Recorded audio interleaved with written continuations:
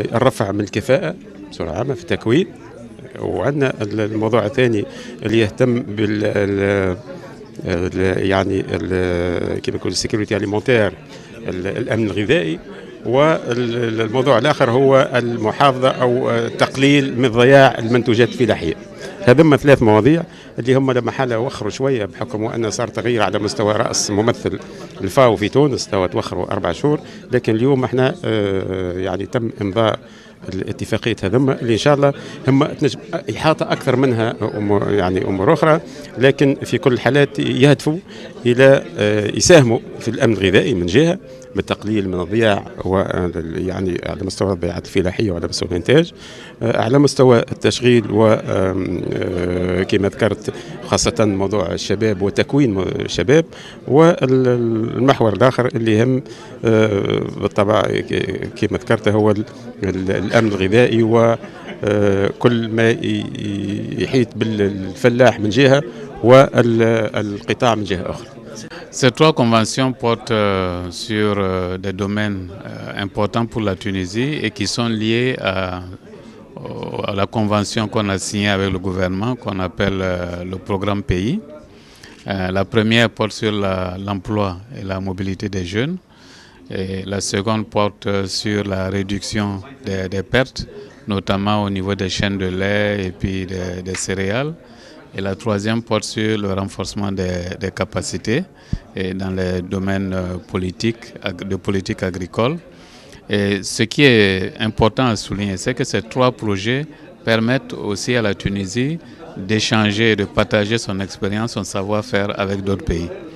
Le premier sur la réduction des pertes, le projet porte sur la Tunisie et l'Égypte. Donc il y aura des échanges d'expériences, de connaissances et ça permettra donc d'atteindre des résultats très intéressants en termes de réduction des pertes et bien sûr de sécurisation de la sécurité alimentaire. Le second projet qui porte sur les politiques, c'est avec le Sénégal. Et là, la Tunisie, dans le cadre de la coopération sud-sud, va aussi contribuer à un échange d'expériences important dans le cadre de la prise en compte de politiques importantes pour le développement durable de l'agriculture. Et le troisième sur la mobilité des jeunes et l'emploi des jeunes, ça sera aussi en partenariat avec l'Éthiopie. Et c'est une problématique qui permettra un échange d'expériences en termes de quels sont les domaines porteurs pour l'emploi des jeunes dans le domaine de l'agriculture. Vous savez que l'agriculture est reconnue sur le plan international comme étant le plus grand pourvoyeur d'emplois, notamment des jeunes.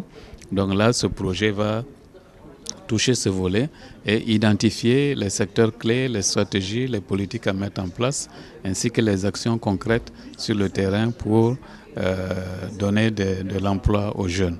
Et après ce projet, l'objectif c'est bien sûr d'aller à une plus grande échelle sur la base des leçons qui sont apprises. Votre Excellence, la journée mondiale de l'alimentation est dans quelques jours. Donc quel est le thème pour cette année? Le thème cette année porte sur la protection sociale et l'agriculture.